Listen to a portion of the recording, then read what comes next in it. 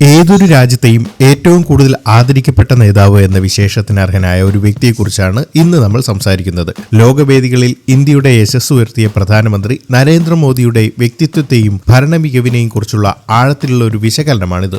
Is the most decorated leader of any nation. എത്ര രാജ്യത്തിന്റെ പരമോന്നത ബഹുമതി മോഡിജിക്ക് ഇതുവരെ ലഭിച്ചിട്ടുണ്ടെന്ന് നിങ്ങൾക്ക് ആർക്കെങ്കിലും അറിയാമോ? ഒരു രാജ്യത്തിന്റെ നേതാവിന് ലഭിക്കുന്ന അന്താരാഷ്ട്ര അംഗീകാരങ്ങൾ കേവലം വ്യക്തിപരമായ ബഹുമതികൾ മാത്രമല്ല, അത് രാജ്യത്തിന്റെ നയതന്ത്ര വിജയത്തെയും ആഗോളതലത്തിലുള്ള സ്വാധീനത്തെയും കൂടെയാണ് പ്രതിഫലിപ്പിക്കുന്നത്. നരേന്ദ്രമോദിയുടെ കാര്യത്തിൽ ലോകത്തെ പ്രമുഖ രാജ്യങ്ങൾ നൽകിയ പരമോന്നത ബഹുമതികൾ ഇന്ത്യയുടെ വർദ്ധിച്ചുവരുന്ന പ്രാധാന്യത്തിന്റെ നേർസാക്ഷ്യമാണ്. വിവിധ രാജ്യങ്ങൾ നൽകിയ ബഹുമതികൾ മോദിയുടെ നേതൃത്വത്തിന് ലഭിച്ച ആഗോള അംഗീകാരത്തിന്റെ തെളിവാണ്. ബഹ്റിനിൽ 2019 നൽകിയ ഓർഡർ ഓഫ് ഫ്രൈസൻസ് എന്ന ബഹുമതി ഏറെ ശ്രദ്ധേയമാണ്. Kuwait, Saudi Arabia, Qatar, UAE തുടങ്ങിയ രാജ്യങ്ങളുടെ പരമോന്നത ബഹുമതിയും കിട്ടിയിട്ടുണ്ട്. പാലസ്തീൻ, യുണൈറ്റഡ് സ്റ്റേറ്റ്സ്, ഫ്രാൻസ് തുടങ്ങിയ രാജ്യങ്ങളിൽ നിന്ന് അദ്ദേഹത്തിന് അംഗീകാരങ്ങൾ ലഭിച്ചിട്ടുണ്ട്. അന്താരാഷ്ട്ര തലത്തിൽ ഉയർന്നുവരുന്ന വിമർശനങ്ങളെപ്പോലും സംയമനത്തോടെയും എന്നാൽ ശക്തമായ മറുപടികളിലൂടെയും നേരിടുന്നതാണ് മോഡിയുടെ ശൈലി.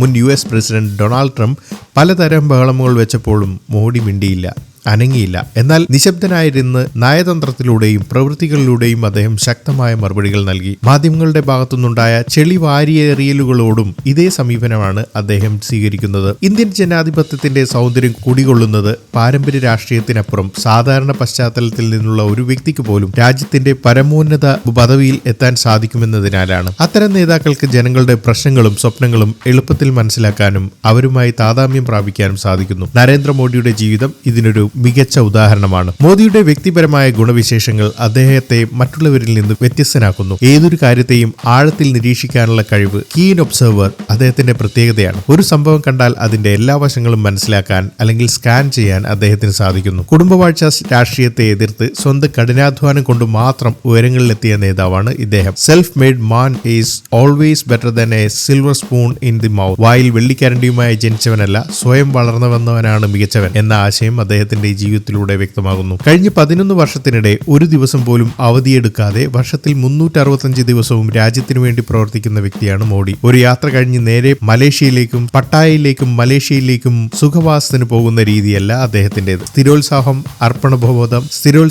അർപ്പണബോധം, കഠിനാധ്വാനം എന്നിവയാണ് അദ്ദേഹത്തിന്റെ മുഖമുദ്ര. ഒരു വ്യക്തിയുടെ കഴിവ് മാത്രമല്ല, മികച്ച ഒരു ടീമിനെ നയിക്കാനുള്ള പാഠവും കൂടിയാണ് ഒരു നേതാവിനെ വ്യത്യസ്തനാക്കുന്നത്. മോഡിയുടെ ഭരണത്തിൽ ഈ നേതൃപാഠവും എങ്ങനെയാണ് പ്രതിഫലിക്കുന്നതെന്ന് നോക്കാം. ഒരു മികച്ച നേതാവ് എന്നത് സ്വയം എല്ലാം ചെയ്യുന്ന ഒരാളല്ല, മറിച്ച് ഓരോ ദൗത്യത്തിനും ഏറ്റവും അനുയോജ്യരായ വ്യക്തികളെ കണ്ടെത്തി അവരെ ശാക്തീകരിക്കുന്ന ആളാണ്. ശരിയായ സ്ഥാനത്തേക്ക് ശരിയായ ആളെ തിരഞ്ഞെടുക്കാനുള്ള കഴിവ് ഒരു നേതാവിന്റെ വിജയത്തിന് അത്യന്താപേക്ഷിതമാണ്. To put the right person for the right job, അതാണ് ഉദ്ദേശിക്കുന്നത്. നരേന്ദ്രമോദിയുടെ ഭരണത്തിൽ ഈ തത്വം വ്യക്തമായി പ്രതിഫലിക്കുന്നുണ്ട്. ഇന്ത്യൻ ക്രിക്കറ്റ് ടീമിന്റെ മുൻ ക്യാപ്റ്റൻ സൗരവ് ഗാംഗുലിയുമായി നമുക്ക് മോഡിയെ താരതമ്യം ചെയ്യാം. ഗാംഗുലി സച്ചിനോടൊപ്പം വീരേന്ദ്ര സെവാഗിനെ ഓപ്പൺ ചെയ്യാൻ അയച്ചതുപോലെ ശരിയായ സ്ഥാനത്തേക്ക് ശരിയായ ആളെ തിരഞ്ഞെടുക്കാനുള്ള മോഡിയുടെ കഴിവ് അപാരമാണ്. ഈ തന്ത്രപരമായ നീക്കം സെവാഗിന്റെ കരിയറിൽ ചരിത്രം സൃഷ്ടിച്ചതുപോലെ മോഡിയുടെ തെരഞ്ഞെടുപ്പുകളും രാജ്യത്തിന് മുതൽക്കൂടുകളായി മാറുന്നു. രാഷ്ട്രീയ പാരമ്പര്യത്തെക്കാൾ കഴിവിനും വൈദഗ്ധ്യത്തിനും പ്രാധാന്യം നൽകി അദ്ദേഹം അദ്ദേഹത്തിന്റെ ടീമിനെ വാർത്തെടുത്തു. S. ജയശങ്കർ, ഒരു പ്രൊഫഷണൽ നയതന്ത്രജ്ഞനെ, ഒരു ബ്യൂറോക്രാറ്റിനെ ഇന്ത്യയുടെ വിദേശകാര്യ മന്ത്രിയാക്കിയത് വിപ്ലവകരമായ ഒരു തീരുമാനമായിരുന്നു. രാഷ്ട്രീയക്കാരനല്ലാത്ത ഒരാളെ ആ സ്ഥാനത്തേക്ക് കൊണ്ടുവന്നതിലൂടെ ഇന്ത്യയുടെ വിദേശ നയത്തിന് പുതിയ ദിശാബോധം നൽകാൻ അദ്ദേഹത്തിന് സാധിച്ചു. അശ്വിനി വൈഷ്ണവ്, ഒരു ടെക്നോക്രാറ്റിനെ റെയിൽവേ, IT പോലുള്ള സുപ്രധാന വകുപ്പുകളുടെ ചുമതല ഏൽപ്പിച്ചതിലൂടെ സാങ്കേതിക വിദ്യയിൽ അധിഷ്ഠിതമായ വികസനത്തിന് വേഗത കൂട്ടി. റെയിൽവേയുടെ 91% വൈദ്യുതീകരണം, വന്ദേ ഭാരത് പോലുള്ള പദ്ധതികൾ എന്നിവ ഇതിന്റെ ഫലമാണ്. രാജ്നാഥ് സിംഗ്, നിർമ്മല സീതാറാം, അമിത് ഷാ, പീയൂഷ് ഗോയൽ തുടങ്ങിയ ശക്തരായ നേതാക്കളുടെ ഒരു നിര തന്നെ അദ്ദേഹത്തിന്റെ ടീമിലുണ്ട്. കേന്ദ്രത്തിലെ പ്രമുഖ മന്ത്രിമാരുടെ പേരുകൾ രാജ്യത്തെ സാധാരണക്കാർക്ക് പോലും സുപരിചിതമാണ്. എന്നാൽ കേരളത്തിലെ 5 മന്ത്രിമാരുടെ പേര് പോലും പെട്ടെന്ന് പറയാൻ സാധിക്കുമോ? ഏതെങ്കിലും വിവാദങ്ങൾ ഉണ്ടാകുമ്പോൾ മാത്രമേ പേരുകൾ ഓർമ്മിക്കാൻ കഴിയുള്ളൂ. പലപ്പോഴും ഓർമ്മയിൽ വരുന്നത് ഒരു അമ്മായിയപ്പന്റെയും മരുമോന്റെയും പേര് മാത്രമാണ് എന്ന മൂർച്ചയേറിയ വിമർശനം ചിലർ ഉന്നയിക്കാറുണ്ട്. ഒരു രാജ്യത്തിന്റെ യഥാർത്ഥ പുരോഗതി അളക്കുന്നത് അതിന്റെ റോഡുകളും വിമാനത്താവളങ്ങളും മാത്രമല്ല, സാധാരണ പൗരന്മാരുടെ ജീവിത നിലവാരത്തിലുണ്ടാകുന്ന മാറ്റങ്ങളെ കൂടി അടിസ്ഥാനമാക്കിയാണ്. ഈ 2 അളവുകോലുകൾ വെച്ച് പരിശോധിക്കുമ്പോൾ നരേന്ദ്രമോദി സർക്കാരിന്റെ കഴിഞ്ഞ ദശാബ്ദം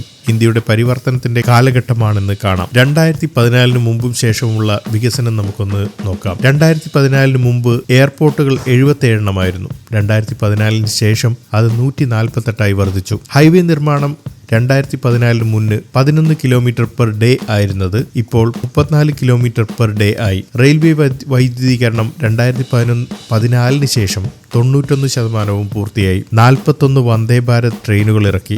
7 സിസ്റ്റേഴ്സ് എന്നറിയപ്പെടുന്ന വടക്കു കിഴക്കൻ സംസ്ഥാനങ്ങൾ ചരിത്രത്തിലാദ്യമായി ഇത്രയധികം പരിഗണന ലഭിച്ചു. 75,850 കോടിയുടെ വികസന പദ്ധതികളാണ് ഈ മേഖലയ്ക്കായി പ്രഖ്യാപിച്ചത്. സ്വാതന്ത്ര്യം ലഭിച്ച് പതിറ്റാണ്ടുകൾക്ക് ശേഷം മിസോറാമിൽ ട്രെയിൻ എത്തിയത് ഈ സർക്കാരിന്റെ കാലത്താണ്. സാധാരണക്കാരുടെ ജീവിതത്തിൽ നേരിട്ട് മാറ്റങ്ങൾ കൊണ്ടുവന്ന നിരവധി പദ്ധതികൾ ഈ കാലയളവിൽ നടപ്പിലാക്കി. 12 കോടി ശൗചാലയങ്ങൾ നിർമ്മിച്ചത് കേവലം ശുചിത്വത്തിന് വേണ്ടിയായിരുന്നില്ല. ലോകത്ത് പാമ്പുകടിയേറ്റ് മരിക്കുന്ന 1 ലക്ഷം പേരിൽ 40% ഇന്ത്യയിലായിരുന്നു. അതിൽ ഭൂരിഭാഗവും സ്ത്രീകളാണ്. നേരം വെളുക്കും മുമ്പ് വെളിയിടങ്ങളിൽ പോകേണ്ടി വന്നതായിരുന്നു കാരണം. ശൗചാലയങ്ങൾ അവരുടെ അന്തസ്സും ജീവനും ഒരുപോലെ സംരക്ഷിച്ചു. ഉജ്ജ്വൽ യോജന അടുപ്പിൽ ഊതി ജീവിതം കരിയും പുകയുമായി തീർന്ന എത്രയോ ജന്മങ്ങൾക്ക് മോചനമായി 14 കോടി സൗജന്യ ഗ്യാസ് കണക്ഷനുകൾ നൽകി. ആവാസ് യോജനയിലൂടെ 4 കോടി പുതിയ വീടുകൾ നിർമ്മിച്ചു നൽകി. പാവപ്പെട്ടവർക്ക് സ്വന്തമായൊരു മേൽക്കൂര എന്ന സ്വപ്നം യാഥാർത്ഥ്യമാക്കി. വൈദ്യുതി ഇല്ലായിരുന്ന 18,000 ഗ്രാമങ്ങളിൽ വെളിച്ചമെത്തിച്ചു. ജൻധൻ അക്കൗണ്ടുകൾ, കിസാൻ സമ്മാൻ പദ്ധതി, എല്ലാ വീടുകളിലും പൈപ്പ് വെള്ളം എത്തിക്കുന്നതിനുള്ള പദ്ധതികൾ എന്നിവയും വിപ്ലവകരമായ മാറ്റങ്ങൾ കൊണ്ടുവന്നു. ഒരു വഴിയോര കച്ചവടക്കാരൻ എങ്ങനെ ബാർകോഡിംഗ് സംവിധാനം ഉപയോഗിക്കുമെന്ന് ചിദംബരത്തെ പോലെയുള്ളവർ പരിഹസിച്ച ഒരു രാജ്യത്ത് ഇന്ന് ലോകത്തിലെ ആകെ ഡിജിറ്റൽ ഇടപാടുകളുടെ 49% നടക്കുന്നു. അതാണ് ഡിജിറ്റൽ ഇന്ത്യ. ഒരു രാജ്യം ഒരു നികുതി എന്ന ആശയം നടപ്പിലാക്കി. GST കൈക്കൂലി നൽകിയില്ലെങ്കിൽ ദിവസങ്ങളോളം ചരക്കുകൾ കെട്ടിക്കിടന്ന് ചീഞ്ഞു പോയിരുന്ന വാളയാർ പോലുള്ള ചെക്ക് പോസ്റ്റുകളിലെ അഴിമതിക്ക് ഇത് അറുതി വരുത്തി. ഇന്ന് പ്രതിമാസം ശരാശരി 1.5 ലക്ഷം രൂപ കോടിയാണ് GST വരുമാനം. സൈനികർക്ക് ബുള്ളറ്റ് പ്രൂഫ് ജാക്കറ്റ് വാങ്ങാൻ പോലും പണമില്ലാതിരുന്ന അവസ്ഥയിൽ നിന്ന് ഇന്ന് 50,000 കോടി രൂപയുടെ സൈനിക ഉപകരണങ്ങൾ കയറ്റുമതി ചെയ്യുന്ന ഒരു പ്രമുഖ രാജ്യമായി ഇന്ത്യ മാറിയിരിക്കുന്നു. ഈ നേട്ടങ്ങളെല്ലാം ഒരു വശത്ത് നിൽക്കുമ്പോൾ മോഡിയുടെ രാഷ്ട്രീയത്തെയും പ്രത്യയശാസ്ത്രത്തെയും എതിരാളികളിൽ നിന്ന് വ്യത്യസ്തമാക്കുന്നത് എന്താണെന്ന് പരിശോധിക്കാം. ഇന്ത്യയുടെ രാഷ്ട്രീയ ഭൂമികയിൽ പ്രത്യയശാസ്ത്രങ്ങൾ തമ്മിലുള്ള വ്യത്യാസം വളരെ വലുതാണ്. ഒരു വശത്ത് കുടുംബവാഴ്ചയിൽ അധിഷ്ഠിതമായ രാഷ്ട്രീയവും മറുവശത്ത് നിസ്വാർത്ഥമായ രാഷ്ട്രസേവനവും തമ്മിലുള്ള അന്തരം തെരഞ്ഞെടുപ്പുകളെയും ജനങ്ങളുടെ കാഴ്ചപ്പാടുകളെയും ആഴത്തിൽ സ്വാധീനിക്കുന്നു. നിങ്ങൾ ശ്രദ്ധിച്ചിട്ടുണ്ടോ? പ്രതിപക്ഷമായ ഇന്ത്യ മുന്നണി കുടുംബവാഴ്ചയുടെ കൂട്ടായ്മയാണ്. ഫറൂഖ് അബ്ദുള്ളയും മകൻ ഉമർ അബ്ദുള്ളയും, മുലായം സിംഗ് യാദവും അഖിലേഷ് യാദവും, ലാലു പ്രസാദ് യാദവും മകൻ അഖിലേഷ് യാദവും, YSRും മകൻ ജഗൻ റെഡ്ഡിയും, കരുണാനിധി കുടുംബം മുഴുവനായി, സ്റ്റാലിൻ, കഴിമൊഴി, അഴഗിരി, KM മാണി, മകൻ ജോസ് K മാണി. ഈ കുടുംബങ്ങളുടെ കൂട്ടായ്മയ്ക്ക് പിന്നാലെ പോകുന്നവരെ കുറിച്ച് നമുക്ക് എന്ത് പറയാൻ കഴിയും? ഇതിനെതിരെ രാജ്യമാണ് പ്രധാനമെന്ന് വിശ്വസിച്ച് തന്റെ ജീവിതം മുഴുവൻ രാഷ്ട്രസേവനത്തിനായി ഒഴിഞ്ഞുവെച്ച നരേന്ദ്രമോദിയെ പറ്റി ചിന്തിക്കൂ. ഒരേ വർഷം, അതായത് 1925 രൂപീകൃതമായ 2 പ്രസ്ഥാനങ്ങളുടെ വളർച്ചയെ താരതമ്യം ചെയ്തുകൊണ്ട് പ്രത്യയശാസ്ത്രപരമായ വ്യത്യാസം വ്യക്തമാക്കാം. ഒരു കാലത്ത് 51 MPമാരുണ്ടായിരുന്ന കമ്മ്യൂണിസ്റ്റ് പാർട്ടി ഇന്ന് വെറും 3 MPമാരിലേക്ക് ചുരുങ്ങി. എന്നാൽ RSS അതിന്റെ നിസ്വാർത്ഥമായ പ്രവർത്തനങ്ങൾ കൊണ്ട് രാജ്യത്തുടനീളം വളർന്നു. ഈ വളർച്ചയുടെ പിന്നിൽ അർപ്പണബോധത്തോടെയുള്ള പ്രവർത്തനമാണെന്ന് മനസ്സിലാക്കാം. കുടുംബവാഴ്ച രാഷ്ട്രീയത്തിനെതിരെ രാഷ്ട്രസേവനം എന്ന പ്രത്യയശാസ്ത്രം മുന്നോട്ട് വയ്ക്കുകയും തന്റെ ജീവിതം മുഴുവൻ രാജ്യത്തിനായി ഒഴിഞ്ഞുവെക്കുകയും ചെയ്ത ഒരു നേതാവിനെ ജനങ്ങൾ എന്തുകൊണ്ട് ആരാധിക്കുന്നു എന്ന ചോദ്യത്തിനുള്ള വ്യക്തമായ ഉത്തരമാണ് ഇവിടെ നൽകിയിരിക്കുന്നത്. ശക്തമായ നേതൃത്വത്തിന്റെയും വ്യക്തമായ കാഴ്ചപ്പാടിന്റെയും ഫലമായി രാജ്യം കൈവരിക്കുന്ന പുരോഗതിയാണ് നരേന്ദ്രമോദിയുടെ കരുത്തിന്റെ യഥാർത്ഥ അടിസ്ഥാനം. ഈ വീഡിയോയെക്കുറിച്ചുള്ള നിങ്ങളുടെ അഭിപ്രായങ്ങൾ കമന്റ് ചെയ്യുക. വീഡിയോ ഇഷ്ടപ്പെട്ടെങ്കിൽ ലൈക്ക് ചെയ്യാനും മറ്റുള്ളവരിലേക്ക് ഷെയർ ചെയ്യാനും മറക്കരുത്.